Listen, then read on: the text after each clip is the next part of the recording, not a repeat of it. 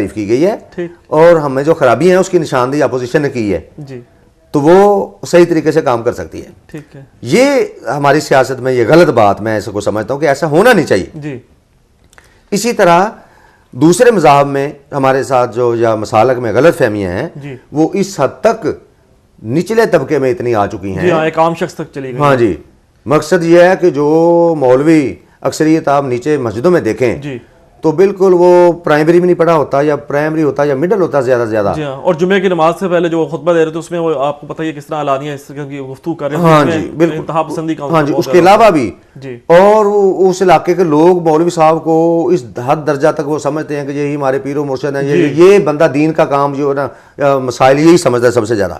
ان سے جب بات پوچھتے ہیں تو وہ اکثر اسلام کی روح کے منافی ہوتی ہے. جی اس سے بھی مسائل بہت پیدا ہو رہے ہیں. جی ان کا ظاہر مطالعہ نہیں ہے اس طرح دین کا. اور ظاہر جس آپ نے کہا پرائمری پاس ہیں وہ، بلکہ کہا جاتا ہے کہ ایسا نالائق بچہ جو کچھ نہیں کرتا اس کو مدرسے میں. ہاں بالکل ایسا ہوتا ہے. جی جو لائق بچہ ہوتا ہے، اچھے ذہن کا ہوتا ہے، ہم انہیں اچھے اسکول میں داخل کرواتے ہیں. جی جس کا ذہن نہیں چلتا ہم اسے کہتے جاؤ مسجد میں چلے جاؤ، مدرسے میں داخل ہو، چلو قرآن پاک پڑھ لیں. بس وہ تقریریں یاد کرنے میں 4-5 سال لگاتا ہے نقل کر کے کچھ، بس وہ آگے شروع ہو جاتا ہے کہ مجھے اذان دینی آ گئی ہے، خطبہ پڑھنا آ گیا ہے. پھر وہ جمعہ پڑھانے لگ جاتا ہے. امام صاحب ہو گئے، ان کے پیچھے ہماری نمازیں ہوتی ہیں. جی صاحب، یہ ہم جب انٹرنیشنل لیول پہ بھی بات کرتے ہیں پاکستان کی تو بات اپنی جگہ پر اسلام کے حوالے سے پوری دنیا میں کچھ غلط فہمیاں ہیں، جہاد کے حوالے سے کچھ غلط فہمیاں، بلکہ اسلام کے خلاف ایک نفرت پھیل چکی ہے پوری دنیا میں. اس کو ختم کرنے کے لیے آپ کے خیال میں کیا کرنا چاہیے؟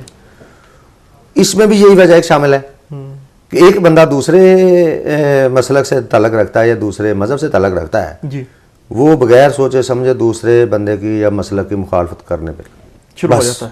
شروع ہو جاتا ہے، حالانکہ وہ چیز ثابت نہیں ہوتی. جی اب دیکھیں کہ ہم اتنے سالوں سے دوسرے مذاہب کے ساتھ بیٹھے ہیں، دوسرے مسالک کے ساتھ بیٹھتے ہیں، آتے جاتے ہیں، اور مجھ پر پہلے اتنی مخالفت لوگوں نے میری کی، دوسرے ہمارے علماء نے بھی، دوسرے نے بھی، جب مولوی صاحبان ہیں کہ جی آپ تو صحیح، پھر نہیں پیر نہیں صحیح آپ، یا یہ لوگ ہیں.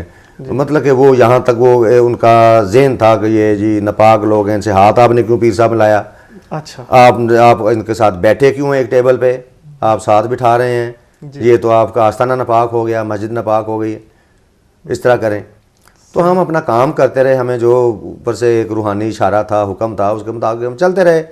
آہستہ آہستہ کچھ عرصہ کے بعد جب ہماری تنظیم میں اتنا پھیلاؤ ہوا اور لوگوں نے پسند کیا اور دوسرے مذاہب کے لوگوں نے ہمارے عمل کردار کو دیکھا، اخلاق کو دیکھا، تو اللہ کے فضل سے جو وہ ہمیں سمجھ رہے تھے مسلمانوں کو، ان کے ذہن سے نکل گیا. ٹھیک. اور ہم جو ان کے متعلق سمجھتے تھے، ہم سے مراد کے لوگ نیچے عوام جو سمجھ رہے تھے وہ دور ہو گئی باتیں. اور دیکھیں کوئی بھی کسی خواہ وہ سیاسی لیڈر ہے یا مذہبی رہنما ہے یا کوئی روحانی پیشوا ہے، جب وہ عملی طور پر وہ کام کرے گا تو پھر بات بنے گی. درست ہے. تو میں سمجھتا ہوں کہ یہ جو ہمارے ساتھ ہم نے بٹھایا ان لوگوں کو، تو وہ پھر وہ چاہے خواہ مذہبی رہنما ہے یا روحانی ہے، تو پھر جب ان کے فالوورز دیکھتے ہیں، عقیدت مند دیکھتے ہیں کہ ہمارے پیر صاحب بیٹھے ہیں ساتھ، تو وہ نفرت کا خاتمہ ہوتا ہے. بالکل وہ فرقہ واریت ختم ہوگی، پھر وہ نفرت کا خاتمہ ہوگا. پھر وہ ایک انہیں بتایا جاتا ہے کہ انسان بھائی چارے کی بات کی جاتی ہے. ہاں جی، اخوت بھائی انسان پہلے ہے، دیکھیں جان پہلے ہے، مذہب بعد میں. ایک بچہ پیدا ہوتا ہے وہ بڑی عمر تک اس کو نہیں پتا ہوتا، اس کا کوئی قصور نہیں ہے کہ اس کو مار دیا جائے، اس کو قتل کر دیا جائے. اگر وہ ہندو گھرانے میں پیدا ہوا تو اس کو ہندو، اس کا کیا قصور ہے؟ بالکل نہیں ہے. تو اللہ کے فضل سے وہ ہمارے ساتھ بیٹھنے کی وجہ سے ہماری آپس میں نشست ہماری ہوتی تھی اور ہو رہی ہیں لگاتار.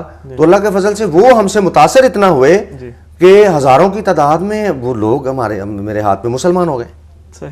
اب وہ صحیح اسلام کی روح انہوں نے، وہ خود کہتے ہیں کہ ہمیں یہ باتیں کسی نے آج تک بتائی نہیں ہیں. بس نفرت ہی نفرت تھا، غصہ ہی غصہ تھا، قتل و غارت تھی، اور بس کچھ نہیں ہے. آپ سے ویسے تو بہت سی باتیں ہم کر سکتے ہیں، چونکہ پروگرام کا مختصر تھا. میں کنکلوڈ کرنے سے پھر بھی چاہوں گا کچھ ایک دو جملوں میں کچھ پیغام ہمارے ناظرین کے لیے، پاکستانی قوم کے لیے جو لاکھوں لوگ آپ کو دیکھ رہے ہیں، کیا آپ میسج دینا چاہیں گے؟ میسج تو اللہ رسول نے ہمیں دے دیا ہوا ہے، اور بات یہ ہے کہ اس پر عمل درآمد کرنے کی. اور رائل ٹی وی کی وسیلے سے میں یہ حکومت کو، خواہ وہ نون لیگ کی ہے ادھر پنجاب میں، ادھر وفاق میں پی پی کی ہے، میں یہ پیشکش کرتا ہوں کہ خدا کے لیے سیاست سے تھوڑا سا بالا تر ہو کر ہم یہ کہتے ہیں کہ ہم کو آپ دیکھیں، چیک کریں، ہماری کارکردگی کو دیکھیں. آپ کہتے ہیں کہ لوگوں کے کہتے ہیں کہ ہمیں کارکن صحیح ملیں، ہم یہ کہتے ہیں کہ ہمیں کاش ہمیں لیڈر کو اچھا ملے. ٹھیک. اگر وہ ہمارے ساتھ تعاون کریں جی. تو ہمارے کوئی سیاسی مقاصد تو ہے نہیں. ٹھیک. تو انشاءاللہ تعالیٰ میں تو یہ سمجھتا ہوں کہ 2-3 ماہ کے اندر آپ دیکھیں گے کہ بہترین تبدیلی اس میں آ سکتی. جی بہت شکریہ صوفی صاحب، بہت آپ نے خوبصورت گفتگو کی، بڑے اہم ناظرین پیغامات تھے صوفی مسعود احمد صدیقی المعروف لسانی سرکار نے ہمیں دیے ہیں. یقیناً ناظرین، اسلام صرف ایک مذہب کا نام نہیں ہے، ایک آئین نہیں ہے، یہ ایک دستور ہے، ایک طریقہ کار ہے، زندگی کا ضابطہ حیات ہے. ہمیں چاہیے کہ اس کو صرف کتابوں سے نکال کر اپنی عملی زندگی پر بھی لاگو کریں، جو کہ بدقسمتی سے اب ہمارے ہاں نہیں ہو رہا. اسی پیغام کے ساتھ اسی گزارش سے اپنے میزبان مبین رشید کو اجازت دیجیے گا. اپنا خیال رکھے گا. اللہ حافظ.